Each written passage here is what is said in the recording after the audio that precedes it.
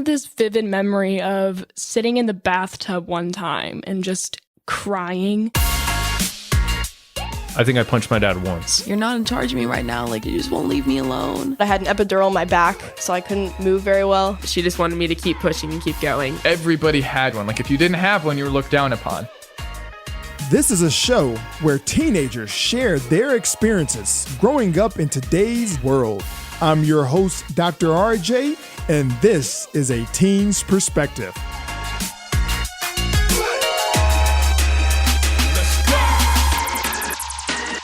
So what I want to talk about today is depression.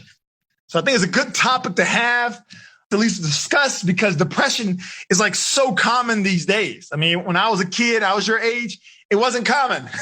It really wasn't. Why do you think depression is more common now than it was in previous generations? Put it in the chat. Why do you think that? Tell me, what do you think?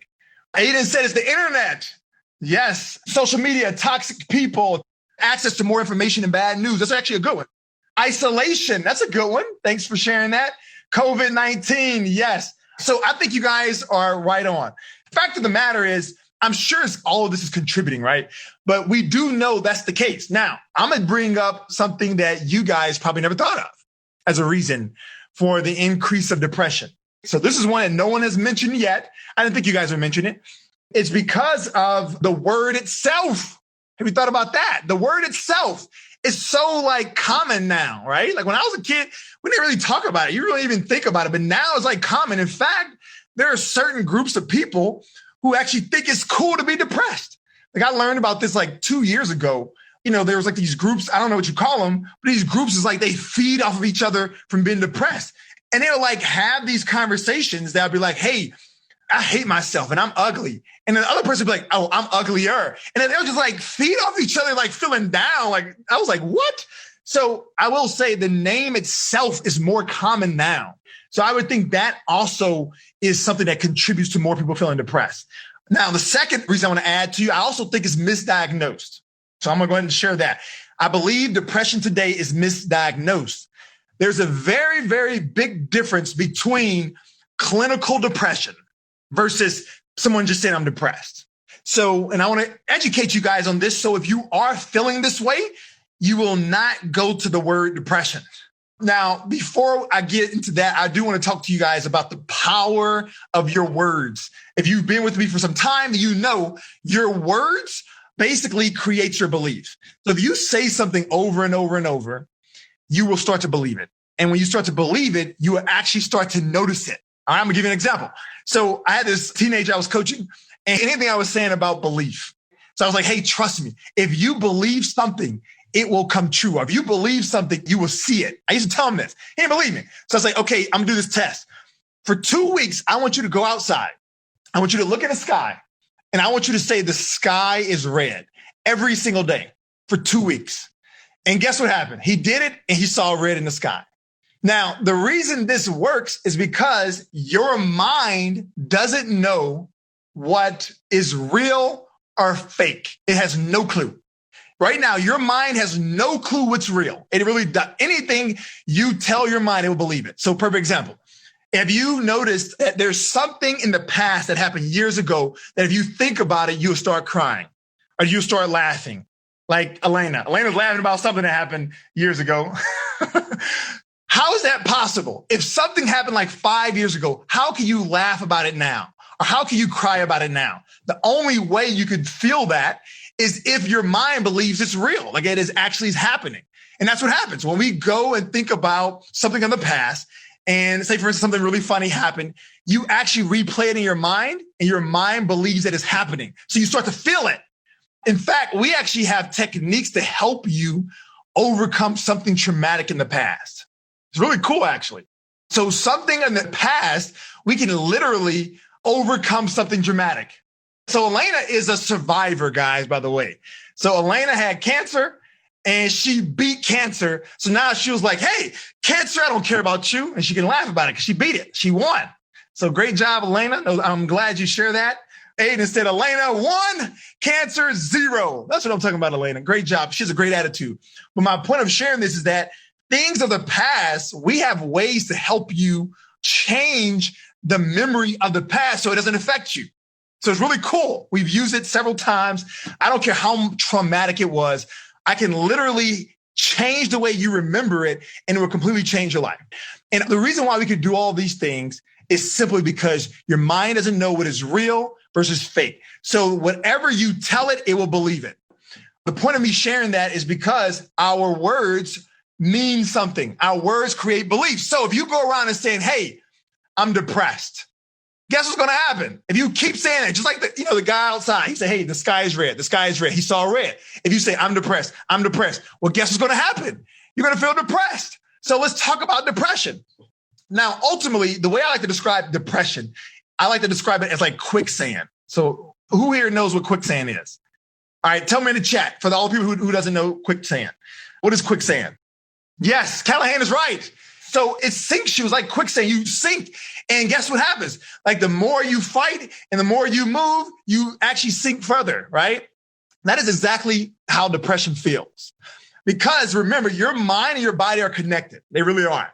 So when you feel depressed, it's a crazy thing. It starts with the mind. In most cases, it starts with the mind. And then guess what happens on the body? What happens when you feel depressed? You don't feel like doing anything. You're not inspired. You don't want to move. In fact, people who are depressed don't even want to get out of bed.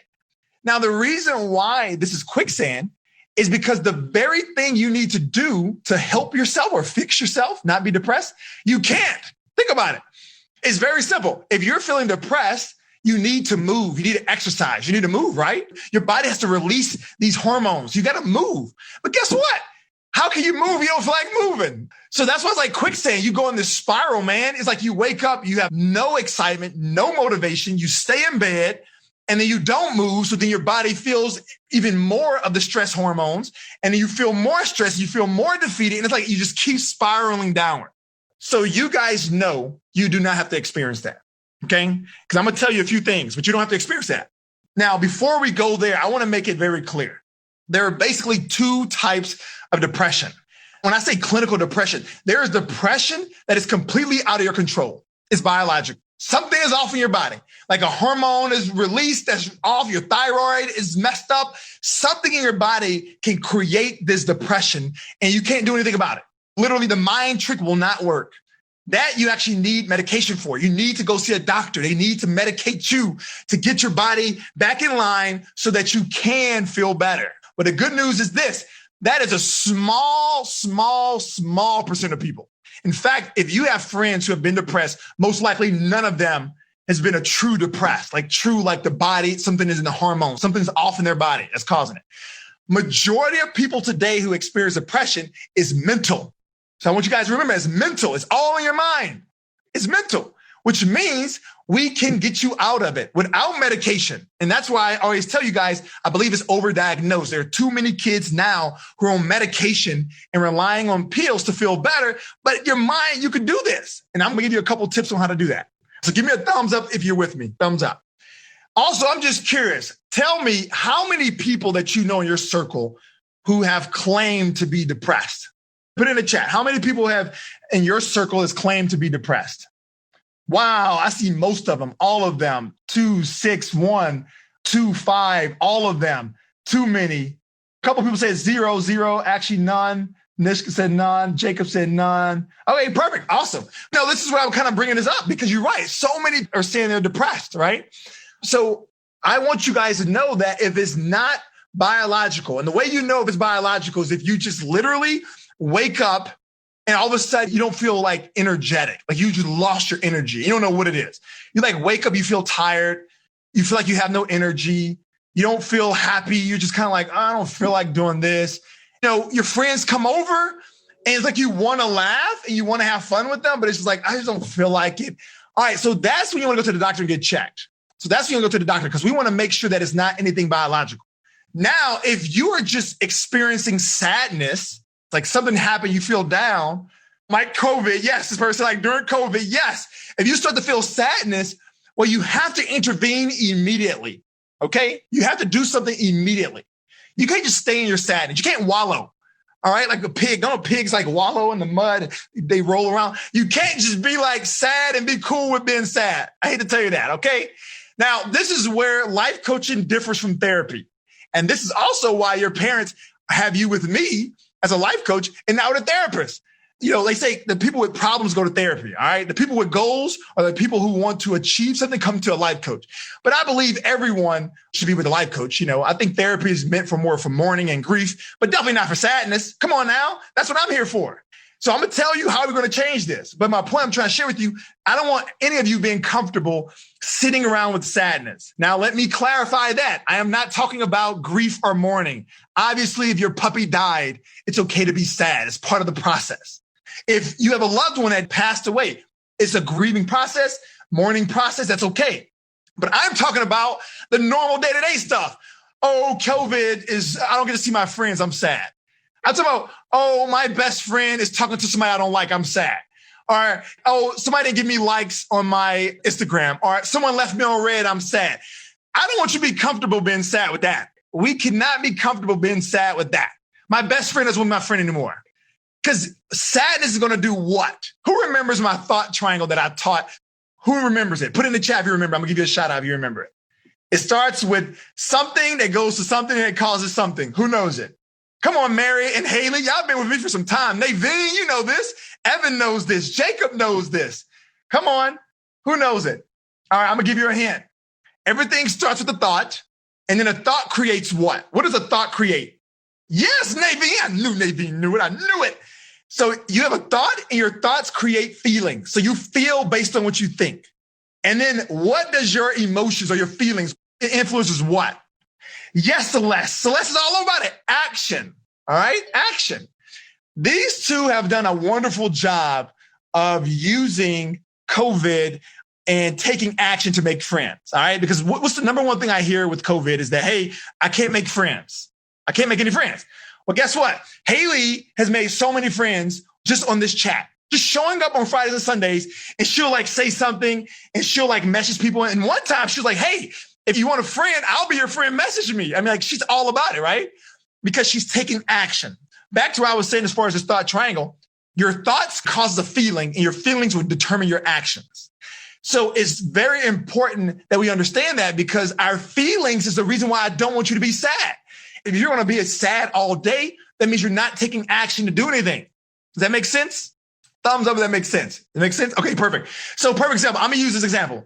My best friend doesn't want to be my friend anymore. So naturally, that's going to feel bad. You're going to feel hurt from that, naturally. But the emotion of feeling sad is not to wallow in it. You don't want to just stay sad all day. You want to change, I would say, the emotion so you can do something about it. If your friend doesn't want to be your friend, what can you do? You can what? Talk to her.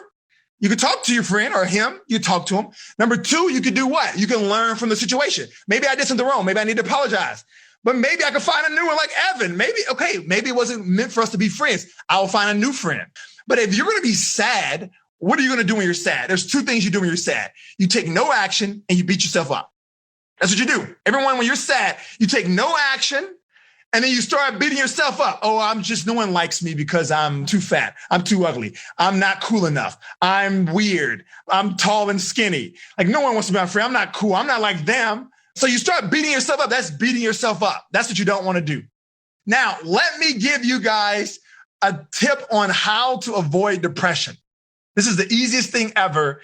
And the way I know how to avoid depression is we look at the group of people who are literally never depressed. Can you name right now a group of people, age group, who literally never experienced depression, ever? Who do you think? Grandparents, babies, kids. Yes, Zion's right. Toddlers, that's it. It's toddlers. Now, babies, we don't count babies because they're just babies. They don't really talk. I'm talking about like a toddler. Yes, toddlers literally never are depressed, ever. I don't care. In fact, my sister, she works for the Child Protective Services, all right, the CPS, and she's director of 3 counties. So for you guys who don't know what that is all about, her job is to take kids away from people who are not responsible with kids. Essentially, if I had to just break it down, she literally would show up to their house, whatever time of the night. Many times she showed up at 3 a.m. with a cop and say, listen, we're taking the kids, they're coming with us. Because the parents are just not responsible. They can't handle it. So that's her job. Now, I'm going to tell you about the toddlers. You take a toddler in a very traumatic, abusive situation, and you put them in a loving environment, I mean, it's almost like they've never experienced the abuse or something. I mean, it's just like amazing how the toddler is just like, they just flourish. But now the older you get, you have a bad situation. It's haunting you forever. But these toddlers, I mean, they're just like a new situation, like, whoa, life is cool. I love it. All right. So I'm going to teach you how to avoid feeling depressed by learning from toddlers. Okay. Because this definitely works. I promise you. In fact, I have toddler. I have a 1.5-year-old, I have a 3-year-old. Man, you learn from them, you will feel very motivated every day. So let's go through the 3 things that we can learn from toddlers. All right. 3 things that we can learn from toddlers. Now, raise your hand or give me a thumbs up if you have a toddler in your household, like a sibling. All right. I see Aiden. I see Mary. I see Evan. So what are the ages? So give me the ages. They're your siblings. So you guys are like the older brothers and sisters. That's so cool. All right. Number 1, what we can learn from toddlers so we can avoid depression. They're active. They move. Okay. When a toddler wakes up, they're like off to the races. I mean, like me, I'm waking up, I'm tired sometimes, and I'm like dragging. A toddler, as soon as because for my household, we have a light system. So he must stay in bed while the light is red. As soon as it turns green, he can get up. He can go out the room.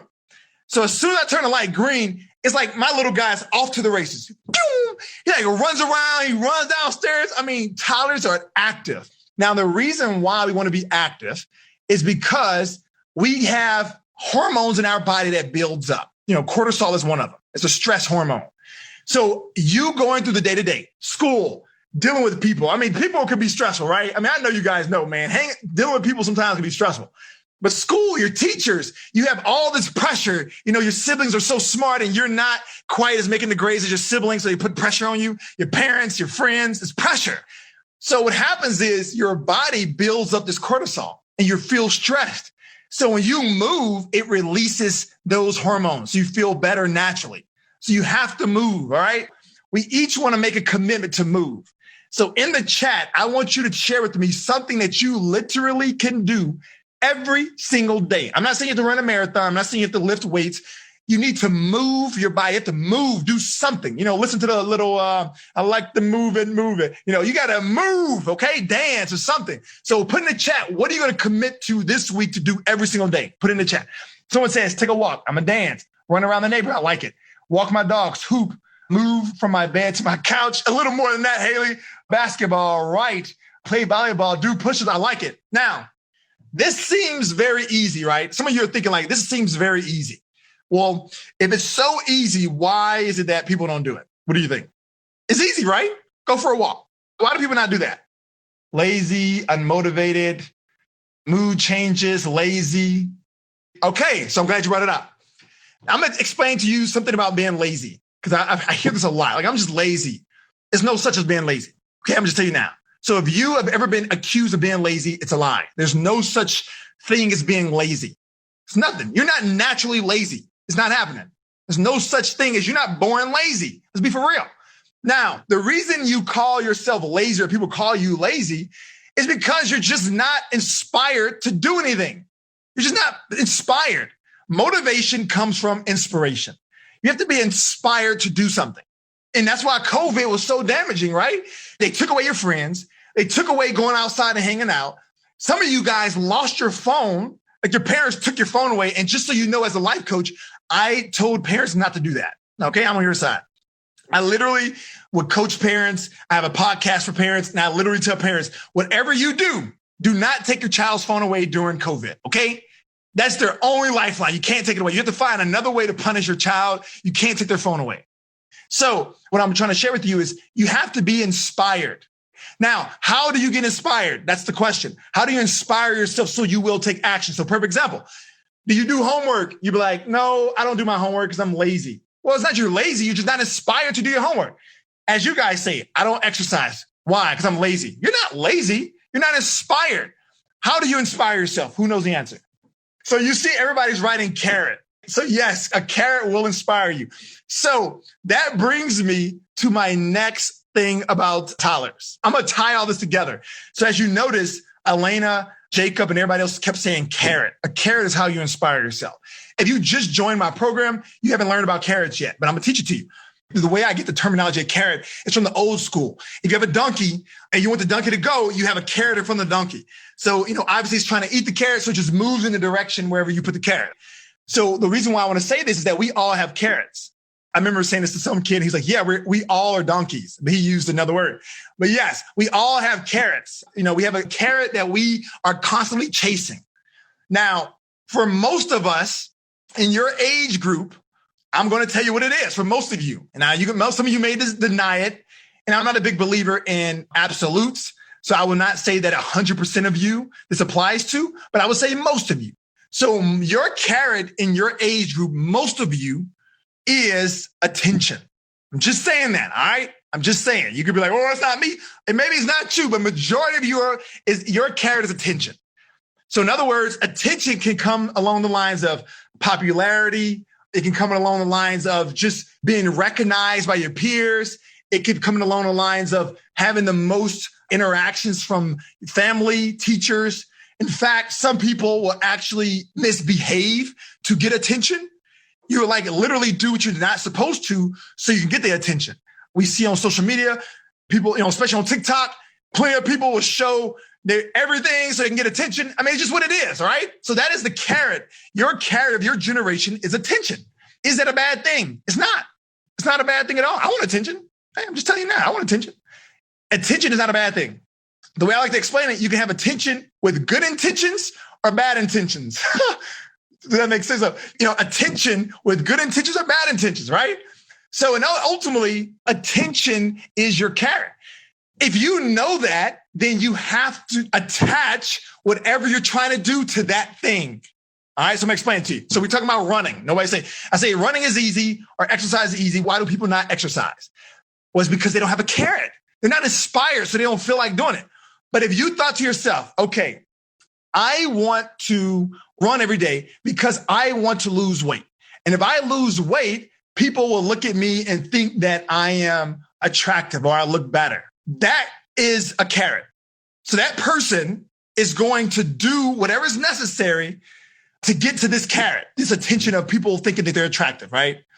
Now, you may ask yourself, well, why when people who want to lose weight, they start, but then they stop? That comes from belief. They no longer believe in the carrot. All right. So if they believe that if I run every day for 3 weeks, then I will get attention from others, then they will do it. But what happens is they run, and then they're not getting any extra attention. So then they just give up. They stop. So you have to know your carrot. Now, what I'm going to tell you guys is it's okay to have a carrot and it's okay to want attention, but keep in mind, you never want to attach your self-worth to your carrot. That's super important. Your self-worth should always be separate.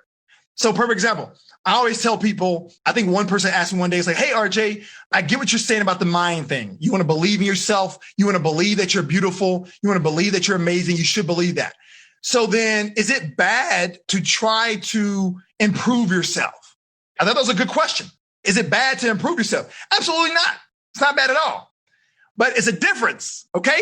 It's a difference. If you're losing weight so you can feel good about yourself, you don't want to do that. But if you're feeling great about yourself, you think you're amazing, but you're losing weight because you want to lose weight or because you want to be slimmer, go for it. And that's what I'm here for, all right? That's what I'm here for. I'm your life coach. My job is to help you accomplish your goals. So yes, you say, RJ, my goal is to lose weight. And guess what I'm going to ask you? Why do you want to lose weight? And that's what I'm going to find out. And if you tell me it's because I just feel like I'm worthless. Well, guess what? Are we going to walk? Are we going to start walking? Are we going to start talking about a strategy to lose weight? No, we're going to talk about you, about changing your mindset, because you have to believe in yourself, in the fact that you're amazing, beautiful, have unlimited potential. Once you reach that place, then you can start doing everything else you want. You can start putting on muscles. You can start losing weight. You can start using face washes to get rid of some of the acne, all this other stuff. You got to believe in yourself first. And the reason why that's important is because if you're going to attach your self-worth to losing weight or gaining muscles, it's very dangerous to play that game. It's very dangerous. Say for instance, it's COVID and there's no gym is open and it's freezing cold because you're in the north and you can't go outside and work out. Then what? Like then you're gonna start beating yourself up and then you're gonna slip into depression, right? So you cannot attach your self-worth. Your self-worth is over here and then goals are over here. So that means no matter what happens to these goals, whether you accomplish it or not, your self-worth is not affected by it. That makes sense? Thumbs up if that makes sense. Back to what I was saying, carrots. So your carrot is something that you want. So right now, I'm telling you guys to move and exercise so you can feel good. If you feel good, then you take action to get what you want. That's why. But you can put your own reason for it. All right. So that's there. So what was number one before we go? What was the first thing we learned from toddlers of how to prevent ourselves from being depressed? What did we learn? Let me see if you guys remember. Number one, what is that? They're active. Yes, you have to stay active. I don't care if it's cold. I don't care if it's COVID. I don't care whatever. You got to move. Be in your house. Do some jumping jacks. Dance. Do something. Stay active. All right. Number two is toddlers have an amazing imagination. An amazing, amazing imagination. So isn't it a shame that when you're a toddler, you can literally see so many cool things. It's like, oh my gosh, I have this stick, like my toddler, man. He get a stick and he'd be like, Daddy, this is my leaf blower. He loves landscaping tools. So he'd go in the yard and be like, he has a stick. But that's such an amazing gift for you guys to expand your imagination based on what you see in front of you. So I'm going to tell you this. Everyone who's created something so amazing in life, a crazy imagination. So Elon Musk, who knows Elon Musk? What did he do? Put in the chat. Yes, Tesla, this battery. His imagination is not a 14-year-old imagination. His imagination was a 2-year-old's imagination. That's the only way you can do that. You have to have a 2-year-old's imagination to do that. For example, Martin Luther King, his whole I had a dream speech. He had a 2-year-old imagination. He saw something that wasn't present. Because at the time, people were like, what are you talking about? It's impossible for all of us to be on this call together for this day. All different backgrounds. It's impossible. Who could have ever thought of that? He had an imagination. He had a 2-year-old imagination. Anybody who's ever created something, the Wright brothers, every single invention has been made. The internet, Amazon, right? All these people had a 2-year-old imagination. So that's what you guys must have. Because when you have a 2-year-old imagination, you don't have time to be sad. You really don't. Why would you be sad when you think oh my gosh, I'm going to create something that's going to impact the entire world? Literally, how can you be sad? Think about it. How can you just sit in sadness when you know you're about to impact the entire world? So from 2-year-olds, they have this imagination that's so expansive. I mean, it's no limits.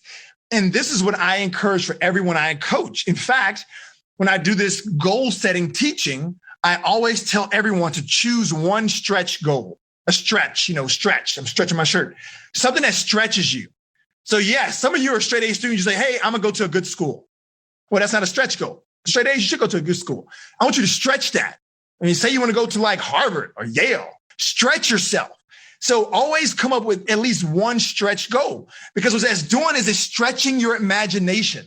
Because the fact of the matter is you guys can literally create anything. Literally anything you want, you can create it. But it all comes with belief. If you're only focused on what's right now, then you won't believe anything. And that's how you can be sad, right? It's like, hey, I can't make any friends during COVID. And this is what I literally heard from, I would say, over 50% of people I've coached since March. It's like friendships. I can't make any friends. Haley's made friends. I already told you how she did it. But guess what? Imagine if you had a stretch imagination. And imagine if you thought like a 2-year-old. You would actually think something else. You'd be like, you know what? I'm having a difficult time making friends. Someone else is having a difficult time making friends. Guess what I'm going to do? I'm going to create something that makes it easier for people to make friends during COVID that's going to impact thousands of people so that we're not struggling making friends. Think about it. So that's a 2-year-old imagination. Now, some of you are probably thinking well, you have social media. Well, obviously that's not working. If you guys don't have friends, it's not working. So you have to get beyond what you think is normal, what you think is possible. And you have a 2-year-old imagination and be like, wait a minute. Imagine if I was a 2-year-old and I could just dream and imagine of anything. What could I create that could help teenagers make friends when you have to social distance? What can I create? I don't know. Can you create an app? Maybe you create, I don't know. I mean, like I said, you have to have a 2-year-old imagination. Think about it. You guys, think about it. Zoom. Somebody said Zoom. Yeah, how could you use Zoom to make friends? I don't know.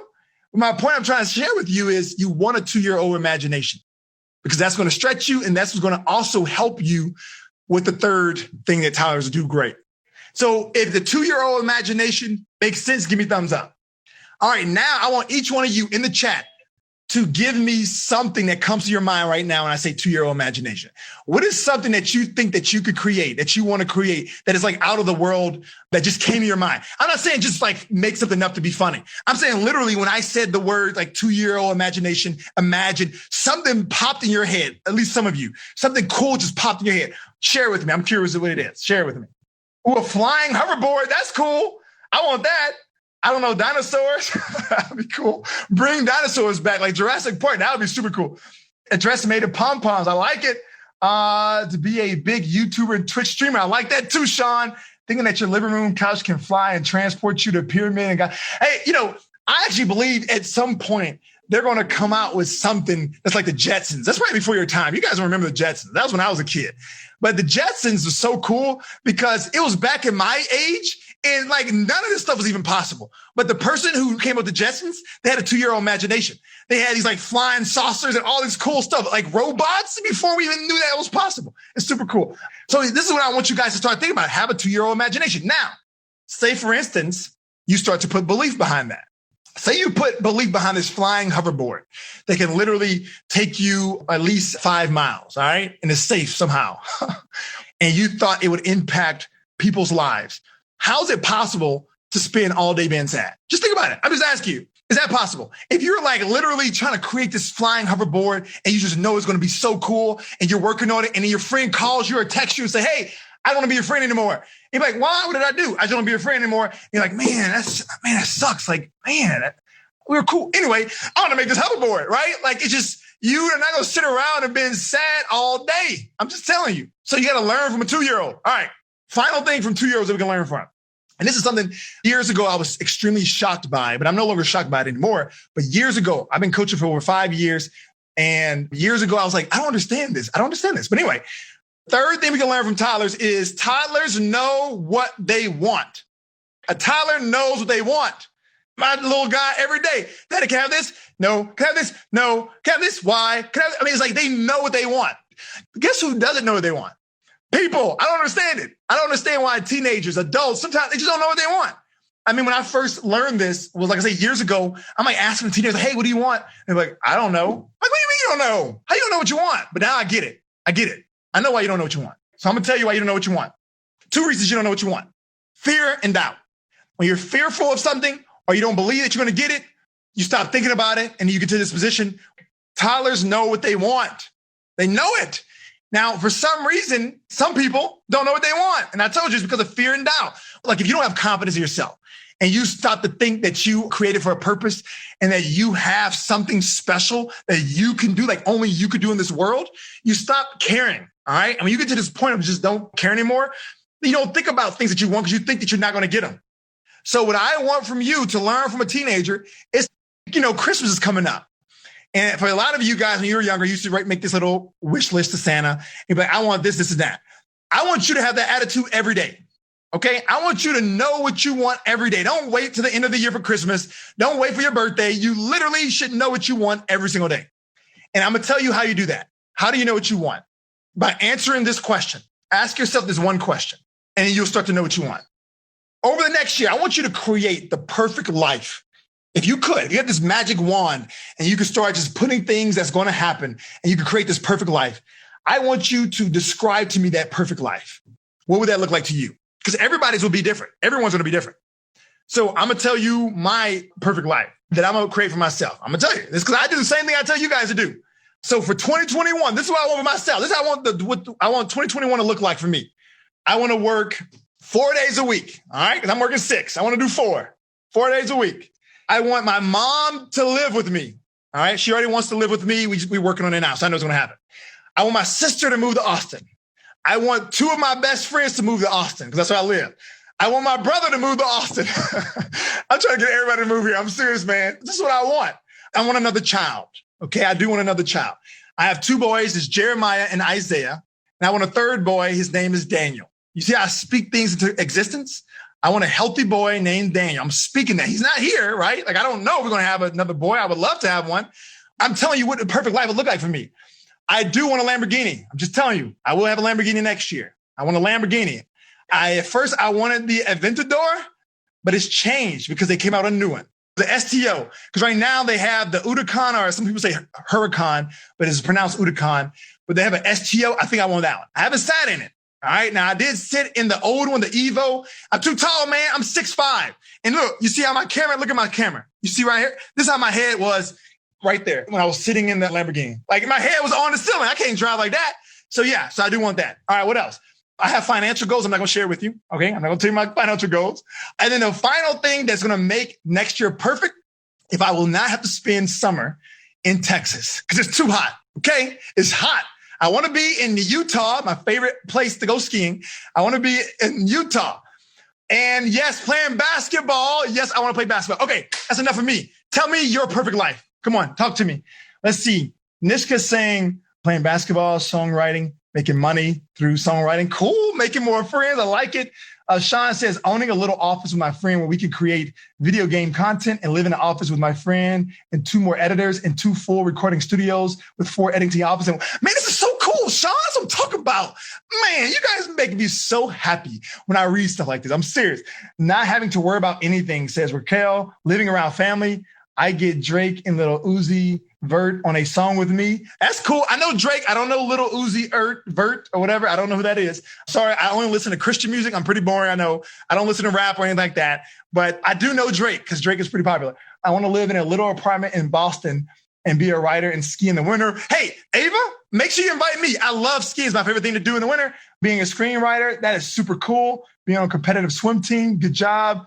A competitive snowboarder, I like that. So that's the third one, is to know what you want. And the easy way to know what you want is to start thinking like, hey, what is my definition of a perfect life? What is my definition? And not your definition. What is my definition of a perfect life? And I'm not talking about like future, like 10 years from now. I'm talking about like now. What is your definition of a perfect December? What is your definition of a perfect January?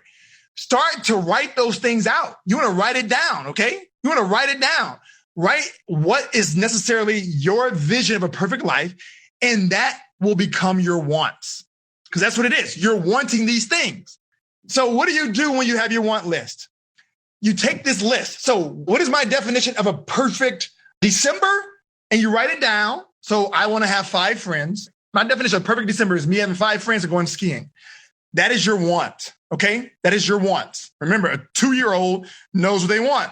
Very cool, Haley. Now, what do you do after you know what you want? You take action. That's what Jacob said. You take action. So if you want more friends, take action. Guess what? Right now, hey guys, my goal is to have 5 friends. I would like to make friends with someone. That's what Haley did literally like 3 weeks ago. If you want to go skiing, what do you do to go skiing? Hey mom, I like to go skiing. Oh, we can't because of COVID. Well, what do you do then? So you have this conversation with your parents. Hey, I want to go skiing. Oh, we can't go skiing. All right, you wait. And you say, hey, mom, I'm just curious. You mentioned yesterday that you didn't want to go skiing. I'm just curious. Why do you not want to go skiing? Well, because COVID. You know, I'm really worried about us getting COVID. Okay, thanks. I was just curious. You leave. And then you come back. You say, hey, mom, you know what? That makes great sense. You know, COVID is definitely a concern. I'm curious. Is there any way to like travel nowadays and be safe from COVID? Is there any? Can you think of anything? Because I was trying to think of something. And who knows, man? Sometimes the parents will be like, oh, yeah, we can wear masks. You know, and like, guess what? Let's do that and go skiing. You know, there's different ways we could do this, but I just want to kind of tell you, if you have a want, you have to take action to get it. Don't wait for it to fall in your lap. Don't wait for it to bump you upside your head. You literally take action immediately. And this is how you're going to avoid depression. If you start to be like a toddler, if you learn these 3 things from a toddler, if you are mobile, if you're moving every day, if you have a what? Imagination, a 2-year-old's imagination. All right, I want you to start dreaming big. And then 3, if you know what you want and start taking action to get what you want, you really do not have time to be sad. Does that make sense? Thumbs up, everyone. I will see you guys next week. Thanks for joining me.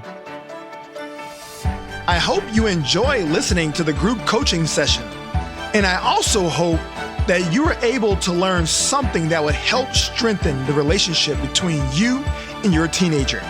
Until next time, this is a teen's perspective, helping parents see the future.